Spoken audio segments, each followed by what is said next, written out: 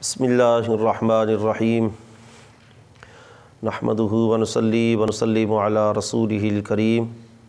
اما بعد فاعوذ باللہ من الشیطان الرجیم بسم اللہ الرحمن الرحیم وَإِنَّ مِنْهُمْ لَفَرِيقًا يَلْوُونَ أَلْسِنَتَهُمْ بِالْكِتَابِ لِتَحْسَبُوهُ مِنَ الْكِتَابِ وَمَا هُوَ مِنَ الْكِتَابِ وَيَقُولُونَ هُوَ مِنْ عِنْدِ اللَّهِ وَمَا هُوَ مِنْ عِنْدِ اللَّهِ وَيَقُولُونَ عَلَى اللَّهِ الْكَذِبَ وَهُمْ يَعْلَمُونَ مَا كَانَ لِبَشَرٍ أَنْ يُؤْتِيَهُ اللَّهُ الْكِتَابَ وَالْحُكْمَ وَالنُّبُوَّةَ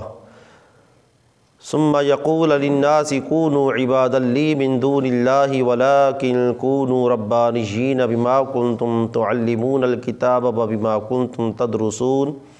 ولا يأمركم أن تتخذوا الملائكة والنبيين أربابا أيأمركم بالكفر بعد إذ أنتم مسلمون صدق الله مولانا العظيم وبلغنا رسوله النبي الكريم الأمين۔ پچھلی آیت نمبر 77 کے اندر جھوٹ کی مذمت کے متعلق بیان کیا گیا تھا کہ بالخصوص جھوٹی قسم اٹھانے والے کا معاملہ آخرت کے اندر کتنا عبرتناک ہے کہ اللہ اس کے ساتھ ہم کلام نہیں ہوگا، اللہ اس کی طرف نظر رحمت نہیں کرے گا۔ اور احادیث کی روح سے بیان کیا گیا کہ جھوٹی قسم اٹھا کر کسی کے مال پر قبضہ کرنے والا، اس پر اللہ جنت کو حرام کر دیتا ہے اور جہنم اس کے لیے واجب ہو جاتی ہے۔ آج کی آیات میں نبی علیہ الصلاۃ والسلام کی تبلیغ اسلام کے متعلق ذکر ہوگا کہ نبی علیہ الصلاۃ والسلام کا تبلیغ اسلام شرک سے بالکل پاک، بلکہ سب انبیاء علیہ السلام کا جو تبلیغ کا سلسلہ رہا ہے وہ شرک سے پاک رہا ہے، شرک کی دعوت نہیں انہوں نے دی۔ وَإِنَّ مِنْهُمْ لَفَرِيقًا يَلْوُونَ أَلْسِنَتَهُمْ بِالْكِتَابِ، بے شک ان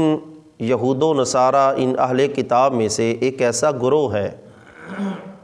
جو کتاب کے ساتھ اپنی زبانوں کو موڑتا ہے، یعنی تورات یا انجیل ان کی آیات کو آیتیں بدل بدل کر لوگوں کے سامنے بیان کرتے ہیں۔ زبان موڑنے کا یہ مطلب ہے، یعنی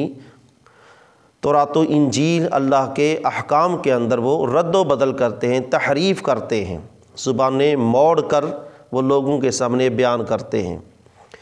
لِتَحْسَبُوهُ مِنَ الْكِتَابِ، وہ یہ طریقہ اس لیے اپناتے ہیں تاکہ اے مسلمانوں لِتَحْسَبُوهُ، تم اسے گمان کرو من الکتاب کہ یہ اللہ کی کتاب سے ہے، یعنی وہ اہل کتاب جو تحریف کر کے رد و بدل کر کے تمہارے سامنے اس انداز میں پیش کرتے ہیں لِتَحْسَبُوهُ مِنَ الکتاب کہ تم یہ گمان کرو کہ یہ اللہ کا کلام ہے۔ وما هو من الکتاب، حالانکہ وہ اللہ کی کتاب سے نہیں ہوتا۔ وَيَقُولُونَ هُوَ مِنْ عِنْدِ اللَّهِ، اور وہ جھوٹ بولتے ہیں، کہتے ہیں یہ اللہ کی طرف سے۔ وَمَا هُوَ مِنْ عِنْدِ اللَّهِ، حالانکہ وہ اللہ کی طرف سے نہیں ہوتا۔ وَيَقُولُونَ عَلَى اللَّهِ الْكَذِبَ، اور اللہ پر وہ جھوٹی بات بولتے ہیں۔ وَهُمْ يَعْلَمُونَ، حالانکہ وہ جانتے بھی ہیں، جان بوجھ کر اللہ پر جھوٹ بولتے ہیں۔ مَا كَانَ لِبَشَرٍ، کسی بھی بشر کے لیے یہ لائق نہیں، مناسب نہیں اس کے لیے، ان یؤتیہ اللہ، کہ اللہ اس کو عطا کرے الکتاب، کتاب، والحکم، حکم یعنی فہم و فراست، والنبوۃ، اور اس کو اللہ نبوت عطا کرے۔ یہ عظمتیں، شانیں، نوازشیں ملنے کے بعد ثم یقول للناس، اور وہ لوگوں سے یوں کہے کونوا عبادا لی من دون اللہ، کہ اے لوگو میرے بندے ہو جاؤ اللہ کے سوا۔ یہ کوئی بھی بشر ایسا نہیں، یعنی کسی بھی نبی نے ایسا نہیں کیا کہ اس نبی کو نبوت، کتاب، حکمت ملی ہو اور وہ اس کے بعد پھر لوگوں سے کہے کہ تم میری عبادت کرو، میرے بندے ہو جاؤ، بلکہ جو بھی رسول آیا ہے وَلَٰكِن كُونُوا رَبَّانِيِّينَ، لیکن اس نے یہی کہا ہے، اس نبی نے نبوت ملنے کے بعد کتاب یا حکمت کے بعد اس نے جو تبلیغ کی ہے اس کے اندر یہی کہا ہے کونوا ربانیین، ربانی ہو جاؤ، رب والے ہو جاؤ، بما کنتم تعلمون الکتاب، بس سبب اس کے کہ جو تم کتاب سیکھتے ہو، وبما کنتم تدرسون، اور اس وجہ سے جو تم کتاب کو پڑھتے ہو، ولا یامرکم، اور نہ ہی وہ نبی یا رسول تمہیں یہ حکم کرے گا کہ ان تتخذوا الملائکۃ والنبیین اربابا، کہ تم فرشتوں کو اور نبیوں کو رب بنا لو، ایامرکم بالکفر، کیا وہ تمہیں کفر کا حکم دے سکتا ہے، بعد اذ انتم مسلمون، بعد اس کے کہ جب تم مسلمان ہو چکے ہو۔ اب ان آیات کے اندر بالخصوص یہ بعد والی جو 2 آیات ہیں، ان کے اندر اللہ رب العزت نے اس چیز کا ذکر کیا ہے کہ میں نے جس بھی نبی کو نبوت عطا کی، حکمت عطا کی اور اس کو مختلف مراتب عطا کیے، تو نبوت و حکمت ملنے کے بعد، کتاب ملنے کے بعد کسی بھی نبی یا رسول نے اس طرح نہیں کہا کہ تم اللہ کو چھوڑ کر میری عبادت کرو۔ اس کا پس منظر یوں ہے، شان نزول ان آیات کا یہ ہے، ابن کثیر نے تفسیر ابن کثیر کے اندر ذکر کیا ہے، حضرت عبداللہ بن عباس رضی اللہ تعالی عنہ اس کا شان نزول بیان کرتے ہیں۔ وہ فرماتے ہیں قال ابو رافع القرظی حین اجتمعت الاحبار من الیہود والنصارى من اہل نجران عند رسول اللہ صلی اللہ علیہ وسلم، نبی پاک صلی اللہ علیہ وسلم کی بارگاہ میں یہودیوں کے علماء تھے اور نصرانیوں کے، بالخصوص نجران کے نصرانی، ان کے حبر، ان کے علماء پادری نبی علیہ الصلوۃ والسلام کی بارگاہ میں موجود تھے۔ وَدَعَاهُمْ إِلَى الْإِسْلَامِ، تو نبی پاک صلی اللہ علیہ وسلم نے ان کو اسلام کی دعوت دی، یہودیوں کو بھی نصرانیوں کو بھی، کہ اسلام قبول کرو۔ جب حضور نے اسلام کی دعوت دی تو ابو رافع قرظی اس نے کہا اترید یا محمد ان نعبدک کما تعبد النصارى عیسی ابن مریم، کہ اے محمد کیا تو یہ چاہتا ہے ہم تیری عبادت کریں جیسے نصرانی عیسیٰ ابن مریم کی عبادت کرتے ہیں، کیا تو یہ چاہتا ہے؟ یعنی حضور نے اسلام کی دعوت پیش کی، انہوں نے آگے سے یہودیوں نے یہ کہا، اس ابو رافع قرظی وہ یہودی تھا، کہ تم یہ ہمیں دعوت دے کر یہ چاہتے ہو کہ تمہاری بھی اس طرح عبادت کی جائے جیسے عیسیٰ علیہ السلام کی نصرانی عبادت کرتے ہیں۔ وقال رجل من اہل نجران نصرانی یقال له الرئیس، نجران کے نصرانیوں میں سے ایک نصرانی بولا جس کو رئیس کا نام دیا گیا تھا، رئیس کہا جاتا تھا اس کو، قال او ذاک ترید یا محمد وَإِلَيْهِ تَدْعُونَ، اے محمد کیا تو اسی کی طرف ہمیں دعوت دے رہا ہے کہ تو چاہتے ہے کہ تیری عبادت کی جائے؟ فقال رسول اللہ صلی اللہ علیہ وسلم معاذ اللہ ان نعبد غیر اللہ وان نأمر بعبادت غیرہ، فرمایا میں اللہ کی پناہ مانگتا ہوں، اللہ کی پناہ کہ ہم اللہ کے علاوہ کسی اور کی عبادت کریں، او نأمر بعبادت غیرہ، اللہ کی پناہ کہ میں اللہ کے علاوہ کسی اور کی عبادت کا حکم دوں، ما بذالک بعثنی ولا بذالک امرنی، نہ تو مجھے اس کام کے لیے بھیجا گیا ہے، نہ مجھے اس کام کا اللہ نے حکم دیا ہے، میں اس لیے آیا بھی نہیں اور مجھے اس کا حکم بھی نہیں دیا گیا کہ اللہ کے سوا کسی اور کی عبادت کروں یا اللہ کے سوا کسی اور کی عبادت کا حکم دوں۔ ما بذالک بعثنی، مجھے اس لیے نہیں دنیا میں اللہ نے بھیجا، ولا بذالک بامرنی، اور نہ ہی اس چیز کا اللہ نے مجھے حکم دیا ہے کہ میرے علاوہ کسی اور کی عبادت کرنی ہے یا کسی اور کی عبادت کا حکم دینا ہے۔ جب نبی علیہ الصلوۃ والسلام نے یہ فرمایا تو حضرت عبداللہ بن عباس رضی اللہ تعالیٰ عنہ فرماتے ہیں فَأَنزَلَ اللَّهُ عَزَّ وَجَلَّ مِن قَوْلِهِمَا، ان دونوں یہودی اور اس نصرانی کی ان دونوں کی باتوں کے جواب میں اللہ رب العزت نے ان آیات کو نازل کیا۔ فرمایا مَا كَانَ لِبَشَرٍ أَن يُؤْتِيَهُ اللَّهُ الْكِتَابَ وَالْحُكْمَ وَالنُّبُوَّةَ، یہ کیسے ہو سکتا ہے، کسی بشر کے یہ لائق ہے ہی نہیں کہ اس کو اللہ کتاب عطا کرے، حکمت عطا کرے، نبوت عطا کرے، یہ اللہ کی طرف سے اس کو مرتبے ملیں، اور پھر وہ لوگوں سے کہے کونوا عبادا لی من دون اللہ، کہ اللہ کو چھوڑ کر تم میری عبادت کرو۔ یہ اللہ کا نبی ایسا کر ہی نہیں سکتا جس کو اللہ نبوت عطا کرے، کیونکہ یہ اللہ کے انتخاب پر پھر اعتراض ہوگا کہ اللہ نے ایسے بندے کا انتخاب کیا جس کو اللہ نے نبوت دی، کتاب دی، بعد میں وہی مشرک ہو گیا، وہی شرک کی دعوت دینے لگا، یہ تو اللہ کے انتخاب پر پھر اعتراض ہوگا۔ فرمایا ایسا نہیں ہو سکتا کہ جس کو میں نبوت و کتاب عطا کروں وہ لوگوں کو شرک کی دعوت دے، بلکہ وہ تو اس طرح کہتا ہے وَلَٰكِن كُونُوا رَبَّانِيِّينَ،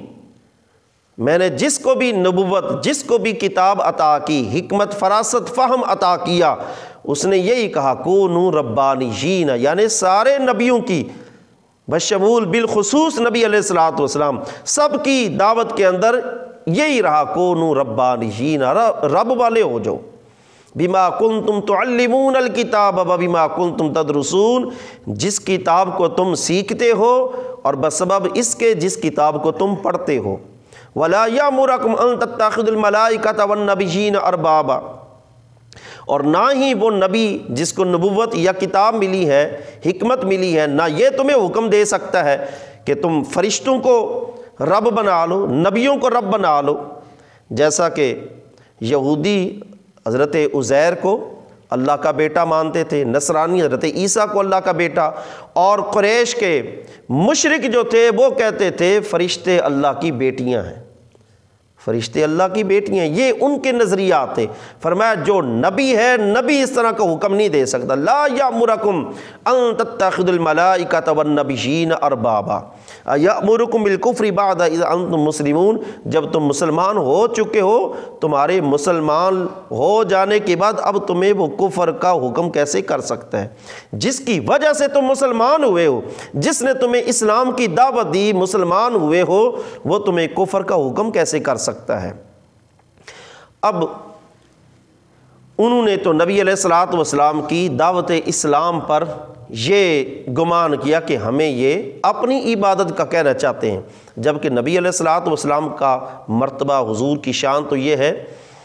کہ حضور علیہ الصلوۃ والسلام کو درختوں نے سجدے کیے ہیں، حضور کو جانوروں نے سجدے کیے ہیں۔ ایک موقع پر مسند امام احمد کے اندر حدیث پاک حضرت انس بن مالک رضی اللہ تعالی عنہ روایت فرماتے ہیں ایک انصاری گھرانے کا اونٹ بگڑ گیا، کوئی بھی اس کے پاس جاتا وہ اس کو آگے سے مارتا، اونٹ بگڑ گیا، کام بھی نہیں کرتا تھا، اسے کھیتی باڑی کا کام لیتے تھے، قریب بھی نہیں کسی کو آنے دیتا تھا۔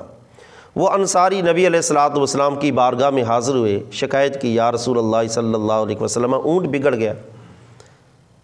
فرمایا چلو اٹھو میرے ساتھ چلو۔ جب گئے کھیت کے کنارے پر تو وہ اونٹ کھڑا تھا، نبی علیہ الصلوۃ والسلام جب اس کی طرف بڑھے تو اس انصاری صحابی نے عرض کیا یا رسول اللہ صلی اللہ علیہ وسلم یہ تو باولے کتے کی طرح کاٹتا ہے، اس کے قریب نہ جائیں، اس کی طرف نہ جائیں، کہیں آپ کو یہ نقصان نہ پہنچائے۔ فرمایا کچھ نہیں ہوتا۔ نبی علیہ الصلوۃ والسلام اونٹ کی طرف گئے، اونٹ حضور کی طرف آیا اور آ کر نبی علیہ الصلوۃ والسلام کے پاؤں میں سر رکھ کر سجدہ کیا، اس نے حضور کے پاؤں میں گر گیا۔ حضور نے اس کی پیشانی کے بالوں سے پکڑ کر اس کو کھڑا کیا اور اس کو کام میں لگا دیا، اسی وقت وہ اس نے کام کرنا شروع کر دیا، اسی وقت کام کرنا۔ جب صحابہ نے یہ منظر دیکھا تو صحابہ کرام نے عرض کیا یا رسول اللہ صلی اللہ علیہ وسلم یہ اونٹ یہ ایک بے عقل اور بے شعورہ جاندار ہے، اس کو کوئی عقل اور شعور نہیں، حالانکہ اللہ نے اس کو اتنی عقل اور شعور تو عطا کی تھی کہ جس کی بارگاہ میں میں جا رہا ہوں وہ میرا بھی نبی ہے، میرا بھی رسول ہے، کیونکہ حضور کا فرمان ہے ارسلت الی الخلق کافہ، حضور ساری مخلوقات کے لیے رسول بن کر آئے ہیں۔ وہ اونٹ بھی جانتا تھا یہ میرے رسول ہیں، ان کا کہنا نہیں موڑنا۔ تو حضور نے صرف اس کو وہ بالوں سے پکڑا نہیں ہوگا، حضور نے کچھ اس کو فرمایا بھی ہوگا، کچھ اس کو حکم کیا ہوگا۔ تو جب صحابہ نے یہ منظر دیکھا، عرض کہ یا رسول اللہ، یہ ایک جانور ہو کر یہ آپ کو سجدہ کر رہا ہے، اس سے زیادہ تو ہم انسان زیادہ حقدار ہے کہ ہم آپ کو سجدہ کریں۔ یہ تو جانور ہو کر آپ کو سجدہ کر رہے ہیں، زیادہ حق ہمیں ہے کہ ہم آپ کو سجدہ کریں، یہ ہمیں حق ہے۔ اللہ کے رسول صلی اللہ علیہ وسلم نے فرمایا کسی بشر کو دوسرے بشر کے لیے سجدہ کرنا جائز نہیں، کسی انسان کو دوسرے انسان کو سجدہ کرنا جائز نہیں۔ اس حدیث کا وہ جملہ آخری ہے، نبی علیہ الصلوۃ والسلام نے فرمایا اگر کسی انسان کا دوسرے انسان کو سجدہ کرنا جائز ہوتا تو فرمایا میں عورت کو حکم کرتا وہ اپنے خامد کو سجدہ کرے، کہ عورت پر اس کے خامد کے حقوق میں سے یہ ہے کہ اگر شریعت کے اندر سجدہ کرنا کسی کو جائز ہوتا تو میں عورت کو حکم کرتا، میری شریعت کے اندر پھر عورت کے لیے جائز ہوتا کہ اپنے خامد کو وہ سجدہ کرے، لیکن اس کو بھی نہیں حکم۔ پہلی شریعتوں کے اندر سجدے تھے، سجدہ تعظیمی بھی تھا، سجدہ تحیہ بھی تھا، سجدہ عبادت بھی تھا۔ یہ اب سجدہ اسلامی شریعت کے اندر صرف ایک ہی سجدہ ہے، سجدہ عبادت، وہ بھی صرف اللہ کے لیے، اللہ کے سوا کسی کے لیے سجدہ عبادت نہیں رہا۔ سجدہ تعظیمی، سجدہ تعظیمی پہلی امتوں میں تھا، تعظیماً کسی کو سجدہ کیا جاتا تھا۔ سجدہ تحیہ، تحیہ کہتے ہیں ملاقاتی سجدہ، جیسے ہم ملاقات کے طور پر السلام علیکم وعلیکم السلام، یہ ملاقات کے الفاظ ہیں۔ پہلی شریعتوں کے اندر، امتوں کے اندر تعظیمی اور تحیہ کے طور پر سجدہ، جیسے حضرت یوسف علیہ السلام کو ان کے بھائیوں نے، والدین نے سجدہ کیا، اور پہلی امتوں میں وہ سجدہ تعظیمی بھی تھا، سجدہ تحیہ ملاقات کا سجدہ بھی تھا، ملاقات کے وقت وہ سجدہ کرتے تھے اپنے سے بڑے کو، عزت والے کو۔ تو اب اس شریعت کے اندر سجدہ تعظیمی اور سجدہ تحیہ یہ دونوں ممنوع ہیں، صرف ایک سجدہ جائز ہے، کون سا؟ سجدہ عبادت، وہ بھی صرف رب کی ذات کے لیے، اللہ کے لیے، اللہ کے علاوہ کسی اور کو سجدہ نہیں۔ تو ان یہود و نصارہ نے حضور کی دعوت اسلام پر یہ گمان کیا کہ ہمیں یہ اسلام کی دعوت پیش کر رہے ہیں، گویا یہ اپنی عبادت کروانا چاہتے ہیں، جیسے عیسیٰ علیہ السلام کی عبادت نصرانی کرتے ہیں، کیونکہ نصرانی کہتے تھے، وہ جھوٹ بولتے تھے کہ ہمیں اس چیز کا حکم حضرت عیسیٰ کی طرف سے ہے، یہ جھوٹ بول، حضرت عیسیٰ پر وہ بہتان افتراء بولتے تھے کہ یہ ہمیں حکم حضرت عیسیٰ نے دیا کہ ہم ان کو خدا یا خدا کا بیٹا کہیں، یہ ان کی طرف سے یا اپنا من گھڑت تھا یہ کہ ہمیں حضرت عیسیٰ نے فرمایا۔ تو اسی بنا پر انہوں نے یہ بھی سمجھ لیا کہ یہ اپنے آپ کو یہ نبی، یہ نبوت کا دعویٰ کر کے اب ہمیں دعوت دے رہا ہے، تو لہٰذا یہ ہم سے چاہتا ہے کہ ہم اس کی عبادت کریں، جبکہ نبی علیہ الصلوۃ والسلام کا یہ عمل کہ حضور کی بارگاہ میں جانوروں اور درختوں کے سجدے کو دیکھ کر صحابہ نے اس چیز کی خواہش اور آرزو کی، تو اللہ کے رسول صلی اللہ علیہ وسلم نے فرمایا نہیں، کسی کے لیے سجدہ نہیں، سجدہ صرف رب کی ذات کے لیے، اللہ کی ذات کے لیے صرف سجدہ ہے۔ یہ نبی علیہ الصلوۃ والسلام کی دعوت اسلام ہے، جو شرک سے پاک ہر نبی کی، ہر رسول کی جو دنیا کے اندر دعوت اسلام یا ہدایت کے لیے اللہ کی طرف سے ان کو بھیجا گیا، تو وہ شرک اور کفر سے پاک تھی۔ کیوں کہ اگر شرک کی دعوت ہو تو پھر اللہ تعالیٰ فرما رہے ہیں اَیَأْمُرُکُم بِالْکُفْرِ بَعْدَ اذ انتم مسلمون، کہ تمہیں مسلمان ہونے کے بعد پھر وہ نبی، وہ رسول اگر کفر کی دعوت دے تو یہ ہو ہی نہیں سکتا، پہلے تمہیں وہ مسلمان کرے پھر تمہیں کفر کی دعوت دے، یہ اس نبی سے بعید ہے، ایسا نہیں ہو سکتا۔ اللہ تعالی ہمیں انبیاء علیہم السلام کے متعلق صحیح نظریات رکھنے کی توفیق عطا فرمائے، آمین۔ وآخر دعوانا الحمد للہ رب العالمین۔